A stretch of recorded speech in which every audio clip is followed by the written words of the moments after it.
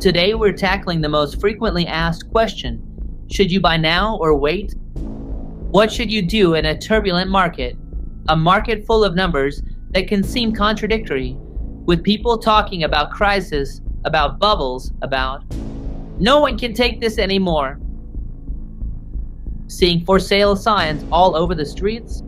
How should we deal with the growing inventory, pricing issues, the possible drop in interest rates, your financial situation, and affordability problems?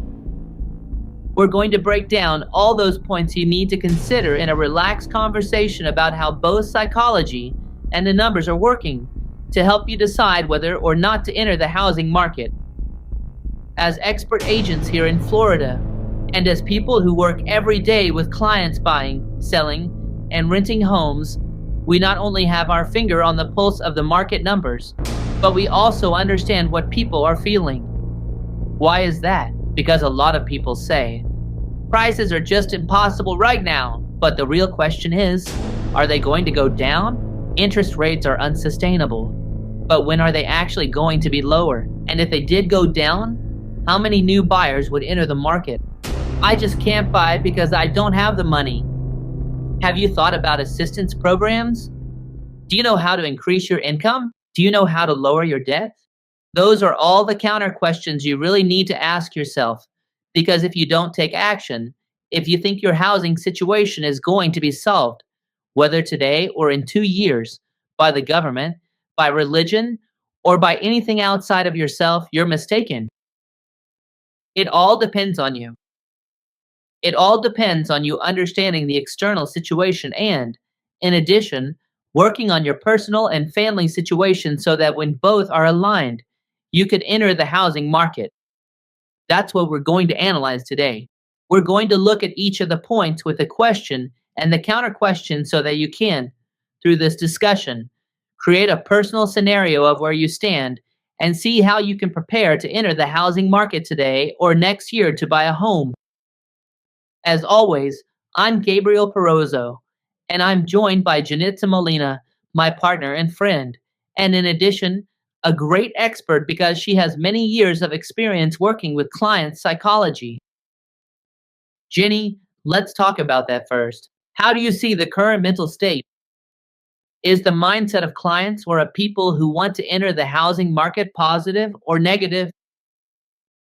Look, it's everyone who wants to enter the market has doubts and wants answers. And they want real answers, not sensationalism, not too much optimism. What they want is a real answer about where the market actually stands. Buying now or selling now involves so many factors, Gabriel, when it comes to advice, because it's not the same to buy a property for yourself to live in, your home, where you're going to put down roots or raise your kids, as it is to buy a property for investment. So the first thing you have to figure out is, okay, what is the property for? And based on that, make your decision. Okay, it's to buy my first home, so let's make it clear right away. I want to buy my first home. Okay, so we have to start with my biggest advice for someone who wants to buy their first home.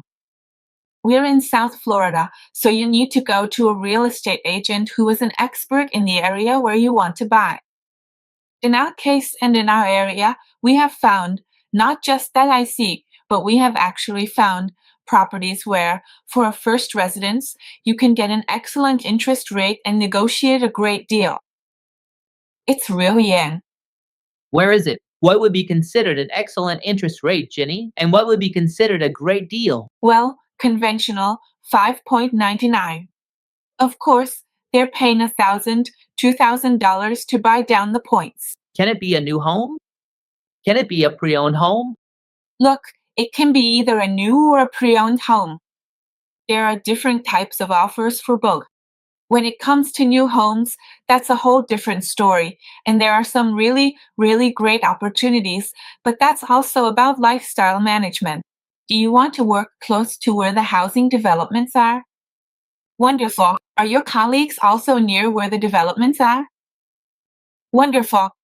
If they're not close by, and if you live or work Sorry, if you work in Brickell and want to buy, let's say, in Homestead, in my opinion, that's something that's impossible to keep up with over time. It's an hour and a half of traffic. We've already talked about the interest. Let's try to stay really focused on what it would be like for a person. A good interest rate is 5.99. With a good negotiation, buying points through a mortgage broker, we can offer that. We're doing it with a couple of clients. New homes are offering a pay by down. They start at 4.99, 5.99, 6.99. We have the products and we can offer them. Good negotiation. What is a good negotiation? With new homes, no negotiation. It's builder offers under builder sets. A pre-owned home, a good negotiation. Look, with pre-owned homes, we have inventory. I mean, the amount of inventory in condos is incredible. It's huge. But for single-family homes and townhouses, there's good inventory. There's good inventory. As a buyer, you have the chance to go visit a ton of properties and pick out a good price because there are still sellers, GABRIEL, who put properties on the market with a markup of $200,000 or $300,000. They do exist. They do. But they quickly realize it and lower the prices of those properties. That's not a discount. That's just the seller coming into the market and setting, let's say they set it at the fair market price. From that fair market price, we found properties $30,000, $40,000, even $50,000 below market value. And not just below. How do you get that, Jenny? I mean, what I want is to bring this down to earth for the audience so they understand what a good negotiation really is. Because I could just talk all the nonsense I want here. Oh, it's a good deal. I look for a good rate. Boom, done. And that's just empty talk. So let's focus and work on some of our own cases. If I tell you that the property is listed at a certain price, how can I get that price to go down? What are the tools that either the client or we as real estate agents use? And what can actually be achieved? Not something vague, but with numbers, or what is the material or resource you have to make it happen? Comparison with the current market. I mean, what I use are all comparisons, but clients don't see that. Comparison with the current market and direct negotiations with the other party. This is what's available on the market. These are the units you're competing with. This is the sale price. These are the flaws your unit has. This is our purchase price. In the market. Let's bring it down to earth, because we're talking in general terms. I'll clarify the idea. We have a negotiation, a unit. And this is a negotiation I know very well because I recorded a video about it yesterday. A unit listed at $850,000 hits the market, and it was overvalued by about $80,000 to $100,000. Then, the same seller lowers the price on the unit. We bring our client, and we know that the unit is currently listed at $750,000. We make an offer for about $715,000. Why do we make the offer at $715,000? Because it turns out that this $750,000 unit has a roof from 1990. If I know that the roof is from 1990 as a buyer, because I do my due diligence to find out the year of the roof and confirm it hasn't been replaced, plus I ask and know it hasn't been renovated, I know that roof is worth between $30,000 and $35,000. If I have any doubts, I look for a roofer, someone who can tell me off the top of their head, if I have this amount of square footage and this type of roof, what would be an approximate cost for that? So I already know there's $35,000 between the $750,000 and the possibility of a new roof. That roof might not be insurable for me, maybe not this year or maybe in 5 years. But there will come a point when I won't be able to get insurance.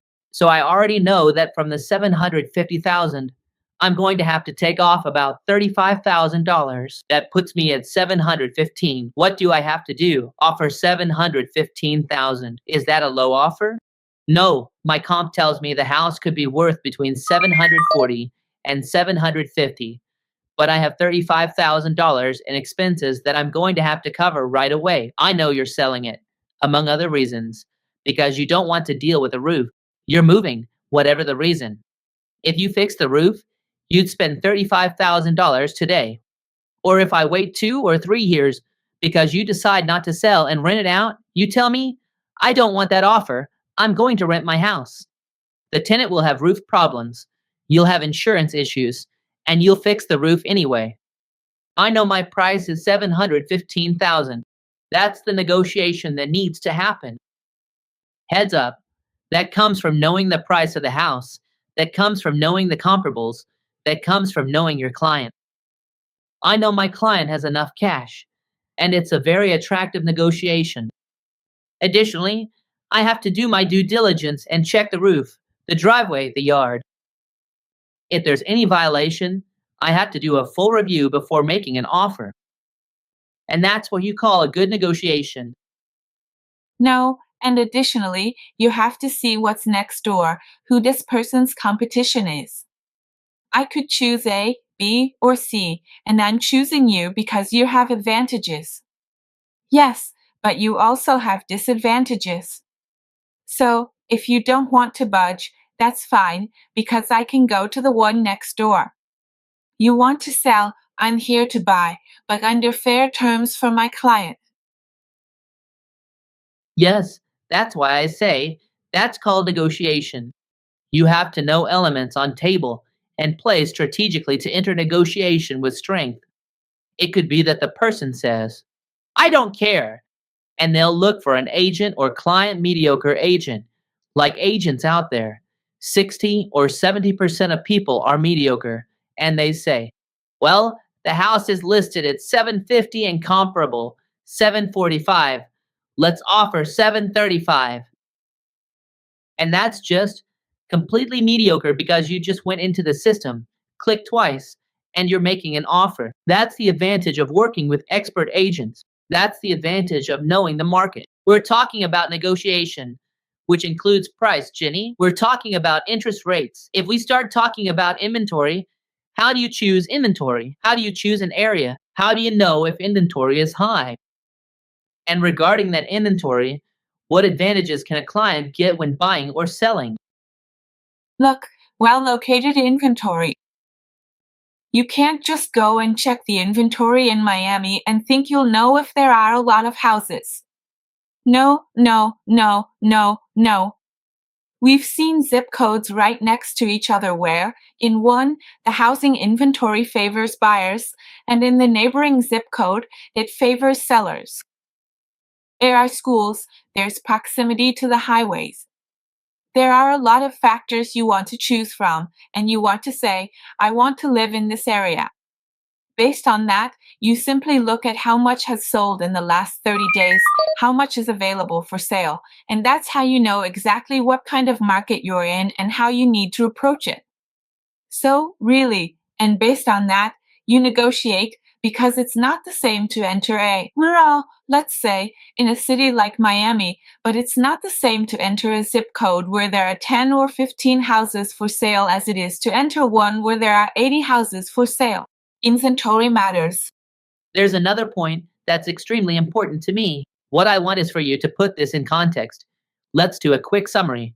Price, interest rate, negotiation, inventory. In other words, lay out elements, then conclude, can you buy today or not? And what's the advice?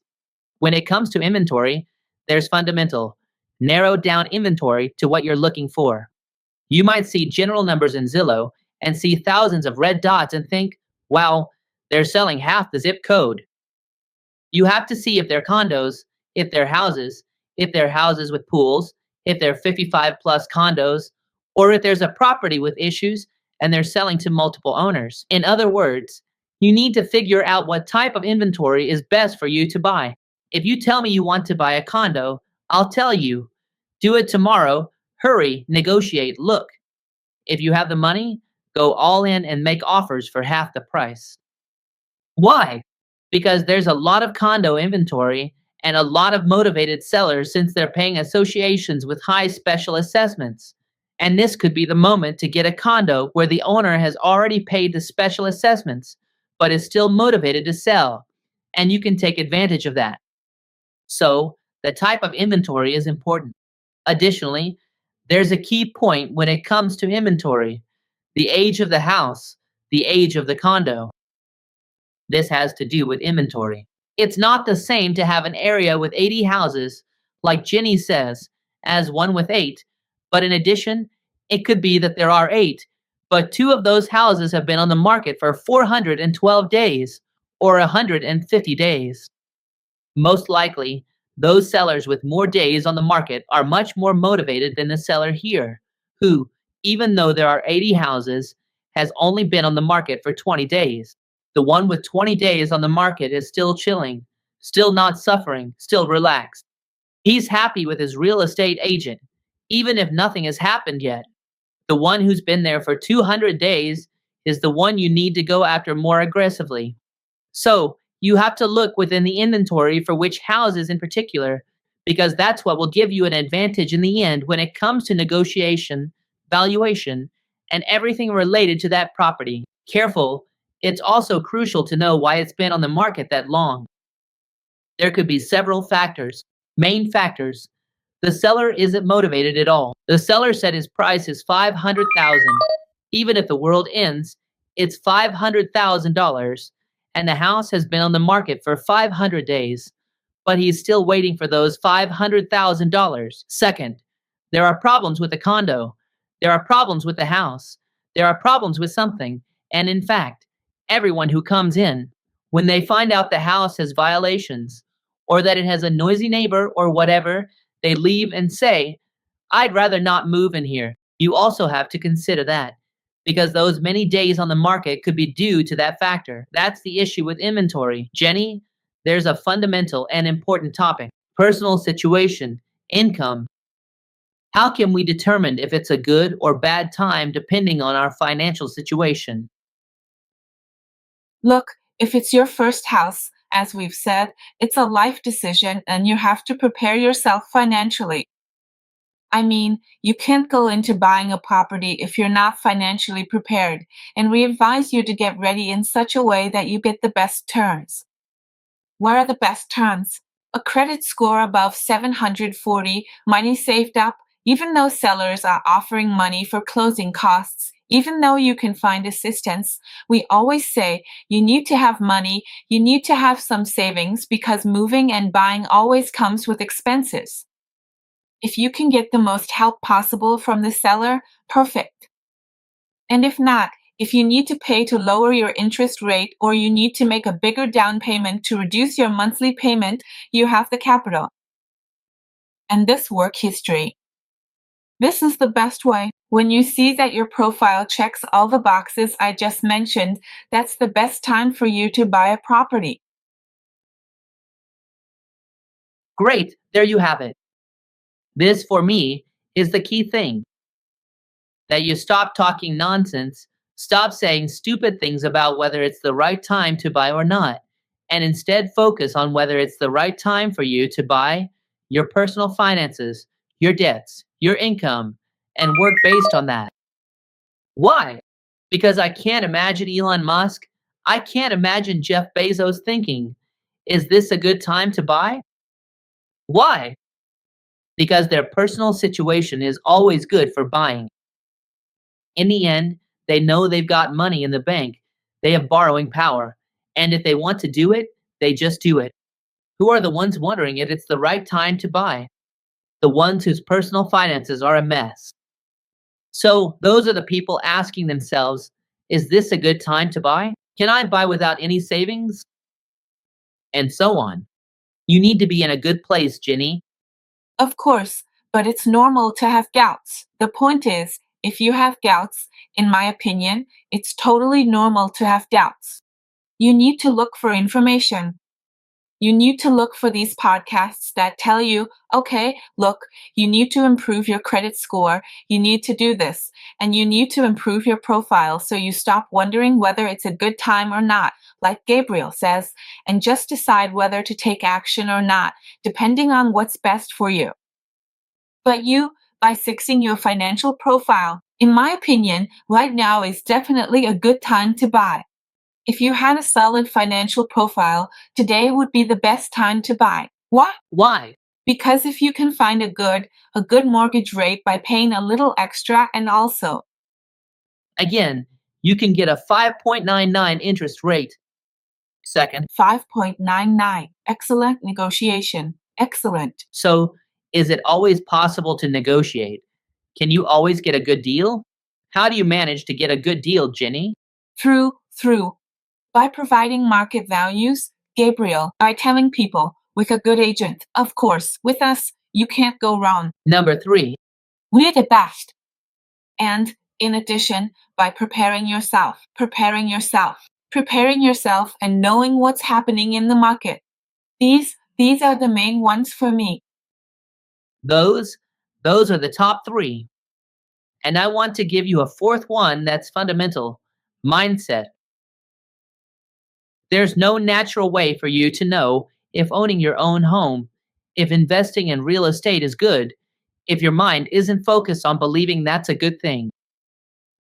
If you think that real estate is a bubble, that this is just a boom, that it's always a scam, that the politicians scammed us all, that BlackRock controls the world, that Warren Buffett is robbing us, that Putin is a warmonger, that don't buy.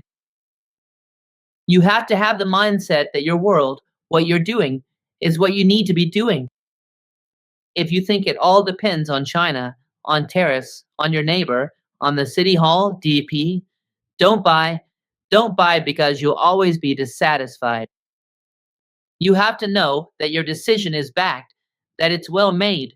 And I think sometimes that's more important than the economic aspect, more important than interest rates, because that's what you can really control. Once you have a mindset, a mentality that says, investing in real estate is good, having a home of my own for my family means gaining value, then I improve my finances to achieve it. I look at how to lower interest rates. I see how to study the inventory. I see how to negotiate a price. That's when you're really winning, and that's your moment to buy. Anyone who tells you it's time to buy because of some external factor is deceiving you. It's not just about low interest rates. And you know it, Jenny, a lot of people nowadays who could have bought at a 3 or 3.5% rate regret it because they bought whatever was available, however it came, and even ended up paying much more. And they say, what the heck am I doing in this house that I don't even like? My kids are in a bad school because I bought this house since there weren't any available where I actually wanted, but the rate was 3%. Now I'm stuck in a house I can't sell because I'd have to pay 7% interest. I can't sell it because prices for those who bought at the peak in 23 are dropping. On top of that, I've already moved. Imagine moving again, changing my kid's school. It's not about buying for the sake of buying. Mindset and all those external factors can actually be managed if your real estate agent helps you get all those external factors to line up in your favor. How do we wrap up the podcast, Jenny? Contact us. Really. Whether it's the right time to buy or not, you just saw it. There are a lot of factors, but on top of that, you need to know where you stand. The best way to know where you stand is by talking to the experts, by telling us your situation, and we'll guide you to the right point to make your purchase happen. Just contact us. It's really easy. The link to our WhatsApp is below. That's right, the link. There you'll find free courses. All communication is there. We're always here for you as leading real estate agents in Florida, especially when it comes to analyzing the numbers. As you've already seen, we're always here for you. Don't forget to like the videos so the platform knows it's quality content and helps spread it. Also, share it if you know someone who might be interested. And finally, be sure to subscribe to our channel with 4 weekly installments of the best real estate in the United States. Where Living in Miami podcast, a production of Invest in Miami Real Estate. Total transparency.